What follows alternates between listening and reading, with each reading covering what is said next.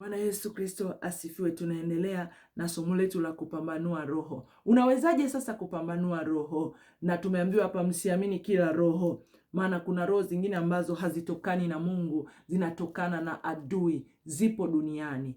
Bwana Yesu Kristo asifiwe. Cha kwanza kabisa, Roho Mtakatifu anashuhudia pamoja na dhamiri zetu, Warumi 9 mstari wa kwanza. Na ili Roho Mtakatifu aweze kushuhudia, lazima ndani yako kuwe kuna neno la Mungu. Ndio maana akasema mtu akinipenda atalishika neno langu, mimi na Baba tutakuja kufanya makao ndani yake. Kwa hiyo cha kwanza kabisa lazima uhakikishe neno la Mungu liko kwa wingi ndani yako. Watu wengi wamekuwa wavivu kusoma neno, wamekuwa wavivu kuomba, wamekuwa wavivu kumtafuta Mungu. Ndio maana wanapotea, watadanganyika yamkini hata walio wateule. Kwa sababu gani? Hawana neno ndani. Ukiwa na neno, unaye Mungu mwenyewe. Ina maana Mungu atakusaidia kujua kwamba hii ni roho ya adui au hapa ni Mungu mwenyewe amezungumza. Bwana Yesu Kristo asifiwe. Kwa hiyo watu wengi wanashindwa kupambanua roho kwa sababu hawana neno la Mungu ndani yao kwa wingi. Kwa hiyo wanajikuta wanadanganyika kwa makristo wa uongo. Makristo wa uongo wanawadanganya yamkini hata walio wateule wanadanganyika.